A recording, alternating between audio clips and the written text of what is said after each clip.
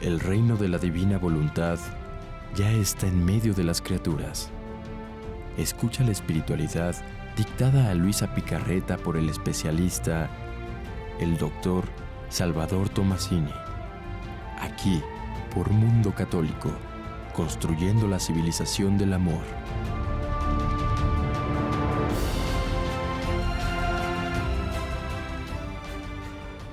Gracias por estar con nosotros en un programa más del Reino de la Divina Voluntad. Me encuentro con el doctor Tomasini. ¿Cómo está, doctor? ¿Cómo le va? Hola, Ceci, muy bien, gracias. Hola, amigos. Bueno, pues desde luego felicitar a todos los amigos que nos están viendo por estas Pascuas, porque es el primer programa que hacemos ya para en Pascua. Habíamos tenido un receso y pues este receso por exceso de trabajo, esa es la verdad, no es porque no quisiéramos trabajar o nos fuimos de vacaciones, sino porque teníamos un exceso de trabajo que nos impedía poder regresar al reino de la divina voluntad, pero aquí estamos.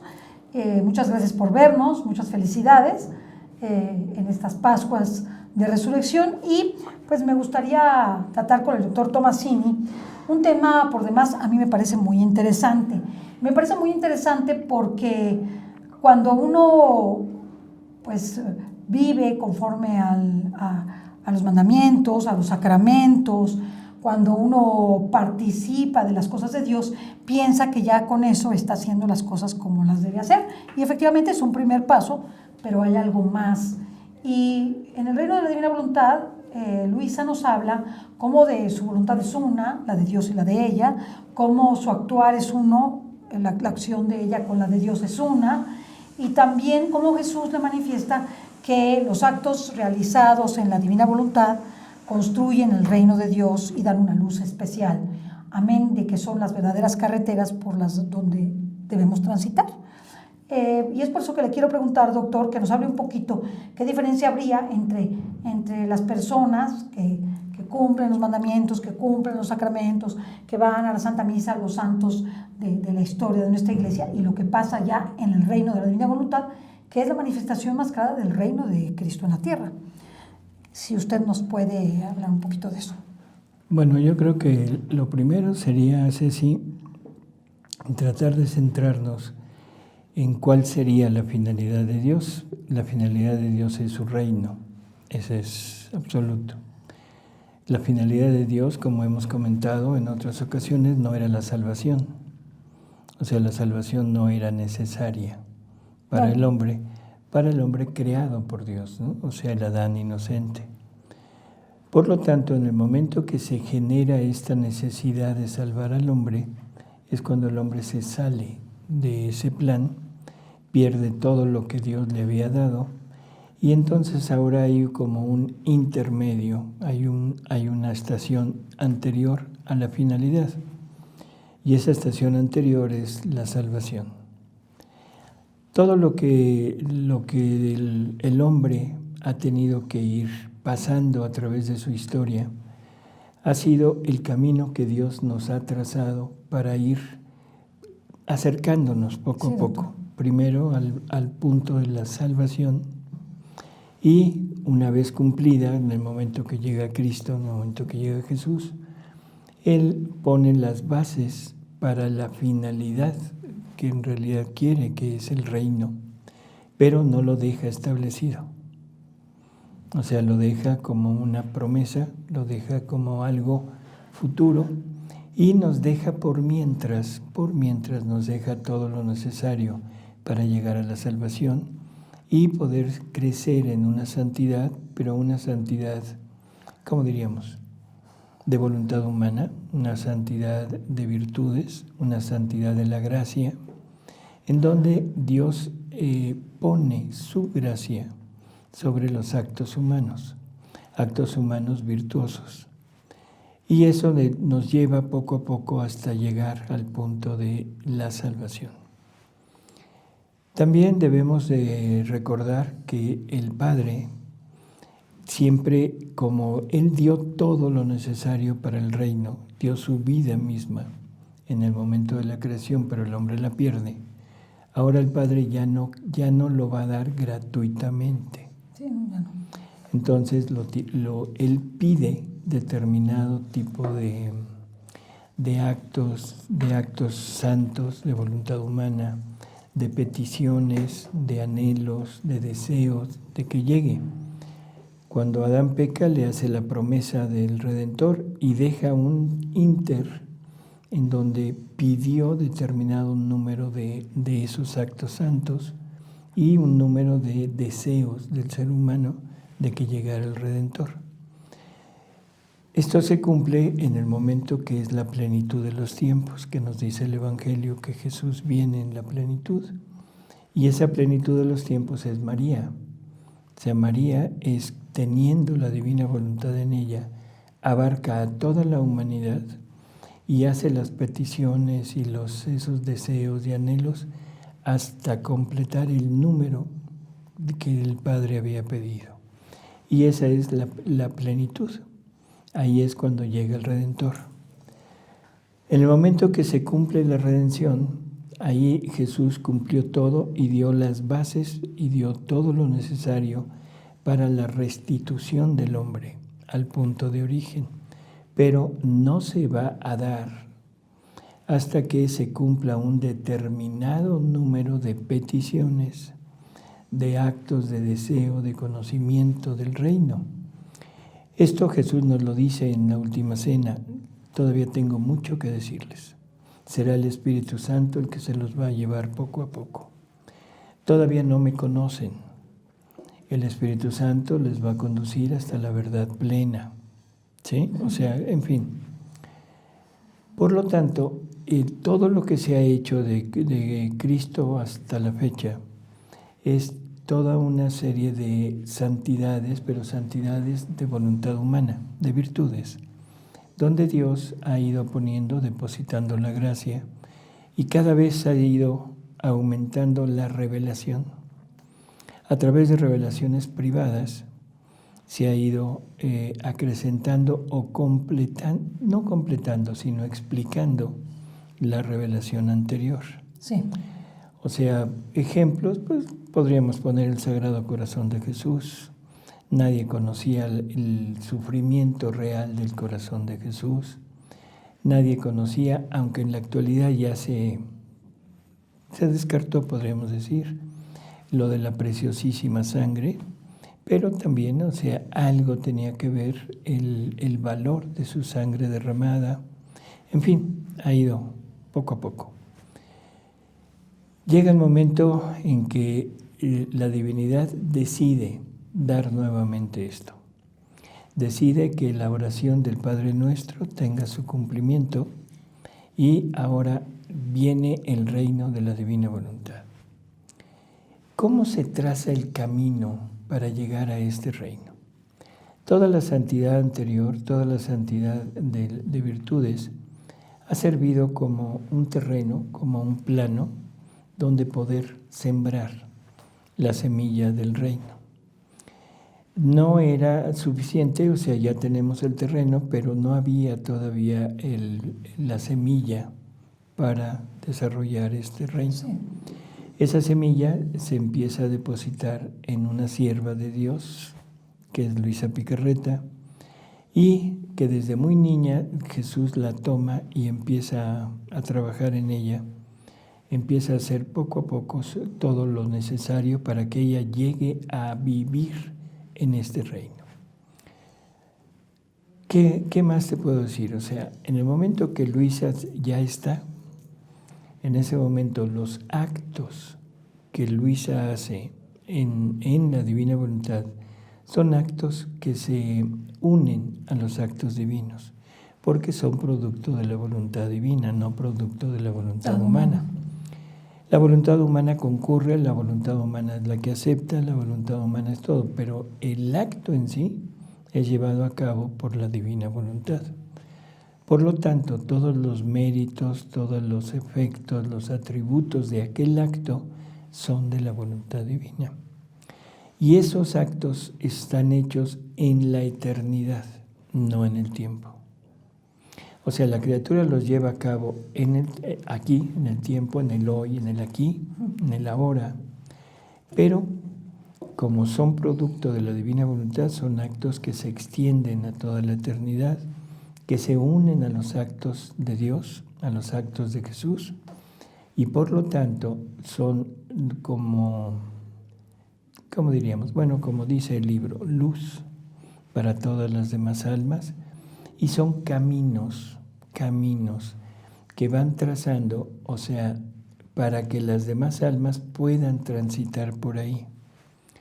No se trata de un camino como nosotros lo entendemos. Sí, explíquenos por qué sí. Sino es el camino que hace Luisa, es el camino que Dios quiere de un alma que logre todo lo que Él desea y que se inaugure este reino en ella para las almas que salen de pecado original. Entonces, ese es el camino. Ese es el punto. Y en el momento que Luisa llega, Dios permite que todos aquellos que transiten por el mismo camino, por las mismas actitudes, las mismas renuncias, todo lo que hizo Luisa, ahora todos los que quieran transitar por ahí podrán llegar a ese punto. Jesús dice, yo soy la verdad, el camino. ¿Qué quiere decir camino? Es como la ruta para ir a algún lado, no solamente algo material, sino también espiritual. O sea, es la forma en la que tenemos que llegar a algún lado. Camino y método es lo mismo. ¿Camino y método? Ajá. No, para mí no. Bueno, no importa, pero es lo mismo. O sea, lingüísticamente sí. Significa lo mismo. Entonces, el método es la forma de llegar. ¿Sí? Sí. Así que en el momento que Jesús se define a sí mismo como camino, es el método que el alma tiene que seguir para poder llegar a donde Cristo quiere que lleguemos. Es que como yo veo una cierta distinción y le quiero hacer una pregunta. Yo veo el camino como la ruta ya trazada. O sea, yo puedo ver el camino sin saber cómo lo voy a cruzar, pero lo puedo ver. Y el método sería los pasos que tengo para seguir para cruzar el camino. Por eso. Pero por eso los distingo. Porque Jesús es el camino, pero la forma de llegar, o sea, los pasos que tengo que dar, vamos a decir que en el caso de Jesús es la renuncia a tu yo, el cargar tu propia cruz, el amarlo primero a Él sobre todas las cosas, en fin, todo eso nos va dando las llaves o las pequeñas fórmulas para poder cruzar el camino. Por eso yo los veo distintos. No es que sean distintos, forman una sola. ¿Cómo vas a cruzar el camino sin método? Imposible. Por eso, entonces, un camino no lo puedes cruzar si no tienes el método para hacerlo. Estamos de acuerdo. Entonces, el método y el camino es lo mismo. Ahora, otra cosa que le quiero preguntar la siguiente. ¿Por qué Jesús, cuando está con sus discípulos, ya llegó el reino está entre ustedes? Uh-huh. Pero no me lo tome mal, ya pasaron 2000 años, más de 2000 años, y no vemos muy claro, inclusive se ve menos. O sea, con toda la confusión que hay ahorita y con toda la problemática, pues como que uno dice, ¿y dónde está el reino? ¿Y para cuándo? ¿No? Bueno, es que tú mismo lo acabas de decir, ¿dónde estaba el reino? Jesús era el reino. Ahí está el reino, que el reino está entre ustedes, aquí estoy yo. ¿Eso fue lo que quiso decir? Claro. Wow. O sea, por favor, si estamos hablando de dos, entre comillas, dos reinos, el reino de la redención, el reino, el final, el reino de la divina voluntad. Cuando Jesús dice, el reino está entre ustedes, ¿qué está diciendo? Aquí, en este momento, aquí está entre ustedes. Soy yo. Soy yo. Wow. Yo soy el reino. Nunca me he visto desde ese punto de vista, doctor. Pensé como el reino está entre ustedes, como si fuera sinónimo de camino para ir al reino. Bueno, es que Él es el camino. Es verdad. O sea, el reino está entre ustedes, pero ese reino no se los puedo dar ahorita. No se los puedo dar ahorita. Pasará tiempo y el Espíritu Santo los va a conducir hasta el reino. ¿A dónde nos va a conducir el Espíritu Santo? O sea, Jesús. Sí, al conocimiento pleno de Jesús. ¿Sí? O sea, el conocimiento de toda la verdad. Sí, sí. Sí, Que es Él. las palabras de Jesús son muy sencillas. O sea, todavía tengo mucho que decirlos. Ahorita no pueden con ello. Cuando venga el Espíritu Santo, el Espíritu de verdad, Él los va a conducir poco a poco hasta la verdad plena. ¿Y quién es la verdad plena? Yo soy el camino, la verdad y la vida. Por lo tanto, Jesús nos deja claramente escrito que no lo conocemos y que el Espíritu Santo nos va a ir revelando poco a poco quién es Él. Lo cual es muy interesante, porque nosotros pensamos que conocemos a Jesús y no lo conocemos. Perdón, pero yo creo que eso también es un poquito difícil porque cualquiera que haya leído la Biblia, es más, la misma Iglesia nos dice que la revelación está completada, pero no perfectamente explicada. Por eso no la entendemos toda. No, está completa, sí, porque toda la revelación nos habla de una persona, Okay. que es la persona de Jesús. No va a haber otra persona, no va a haber otro intermediario, es Jesús. Pero no está totalmente explicada. ¿Por qué? Porque no conocemos a esta persona. Y eso, más claro que esto, lo dice San Juan. O sea, que lo que nosotros debemos ser, no lo conocemos porque no hemos visto a Jesús tal y como es. Okay. Y que cuando Él se devele, cuando lo veamos tal como es, entonces sabremos lo que debemos ser, aunque ya somos hijos de Dios. O sea, el ser hijo de Dios no es el final. El final es algo más, pero que no podemos entenderlo, no podemos comprenderlo hasta que no Jesús lo veamos tal cual es. ¿Y cómo es Jesús? Hombre y Dios verdadero. Sabemos cómo actuaba el hombre. Pero no. Pero ¿qué hacía la divinidad en el hombre? Eso no lo sabemos. Por Luisa sabemos algo. No, por eso, espérame. Estoy hablando de antes de Luisa. O sea, la Iglesia, todo lo que tenemos, son pequeños destellos, ¿sí?, de milagros. Nada más. La transfiguración de Él y listo. Quizás si creyéramos, fíjate bien lo que digo, si creyéramos en todo lo que Jesús hizo, a lo mejor tendríamos un poquito más de luz.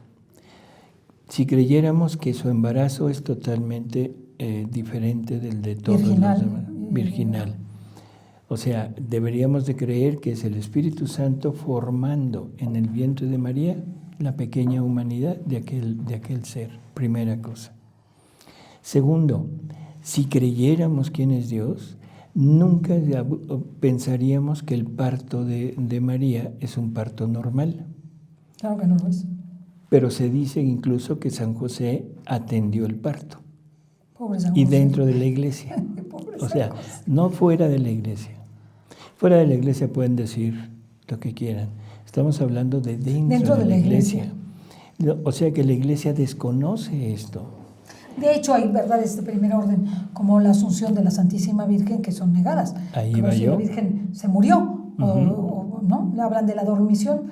Bueno, está bien, de la dormición es como más claro, pero hay gente que yo he ido a predicaciones en donde han dicho la Virgen se murió. Así es. Y yo me he quedado, pues el sacerdote pues, no sabe el dogma. Y hay sacerdotes que dicen que era absolutamente necesario que María muriera.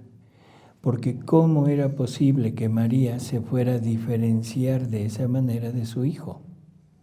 Sí, pues no entiendo. Su hijo murió y ella no, eso no es posible.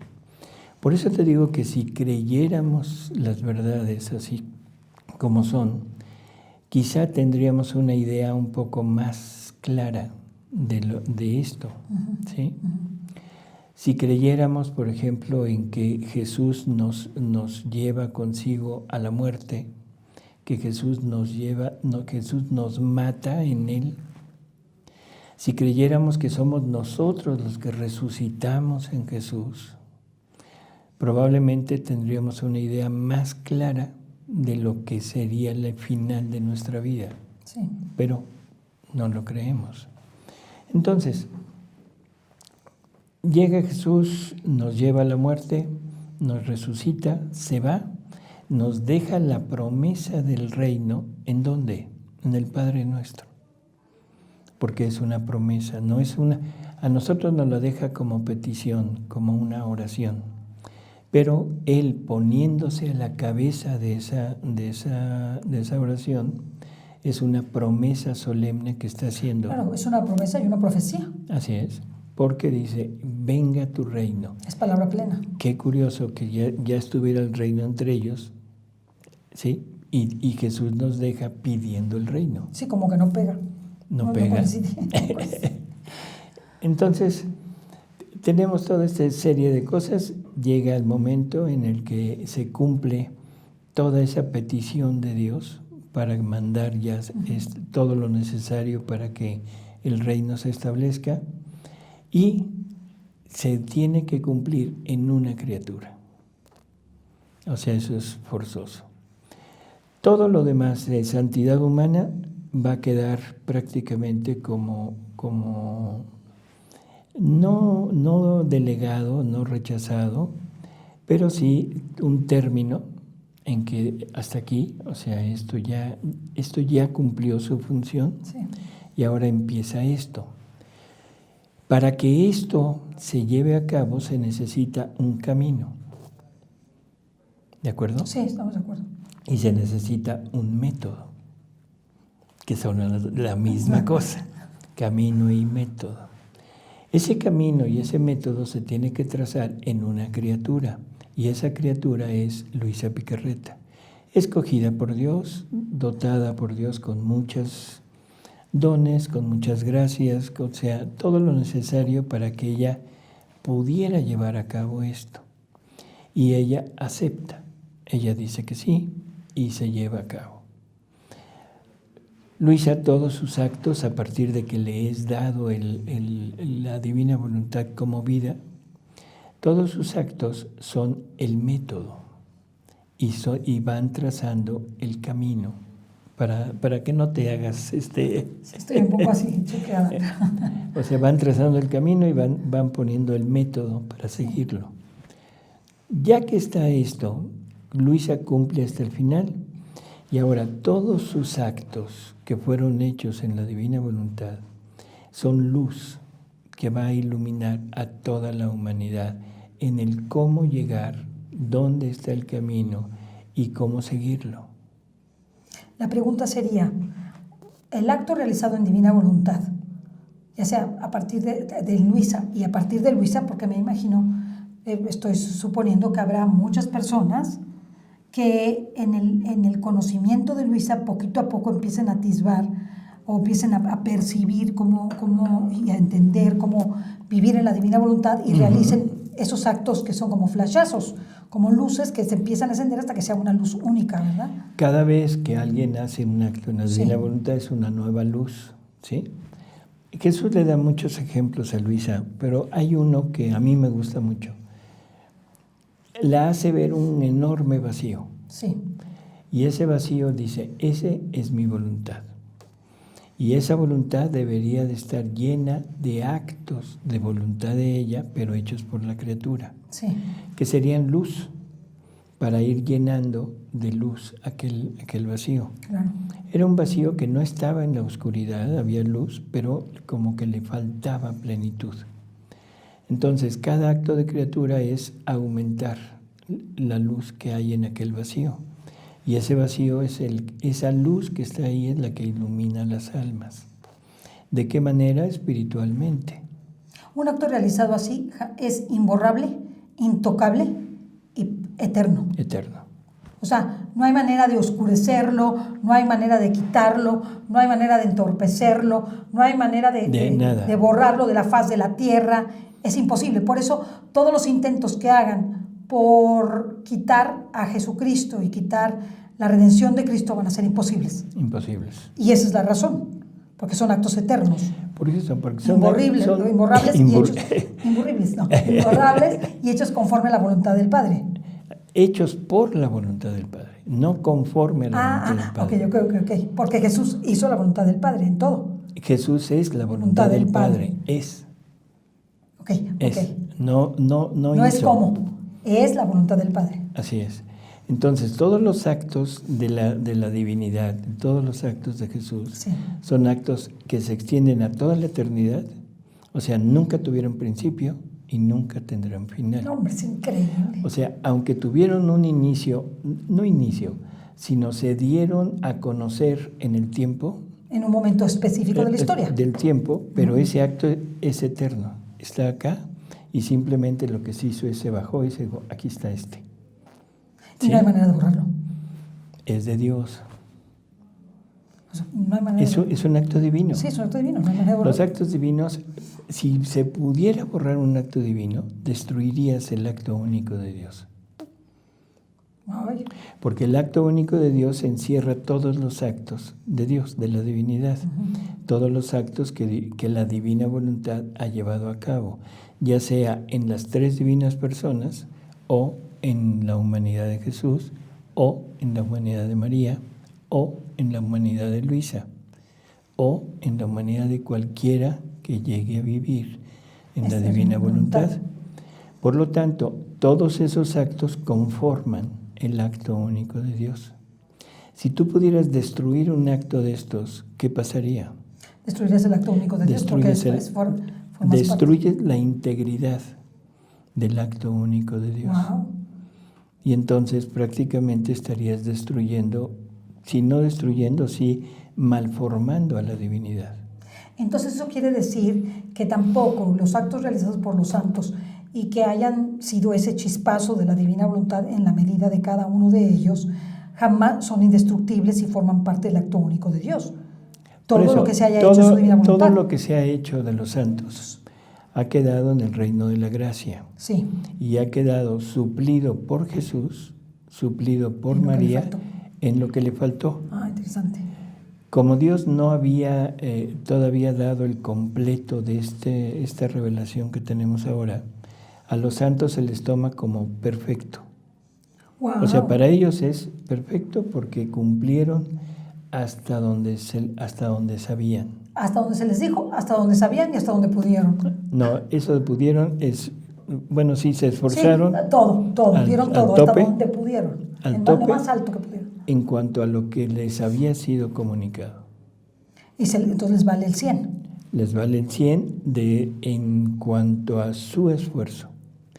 En el momento que llegan, en el momento que ya llegan a la patria celestial, llegan al cielo, no pueden acceder al reino, a la vida divina. Porque les faltó. Porque ellos no lo hicieron. Disfrutan, pero no lo tienen como propio. ¿Y no lo tendrán nunca como propio?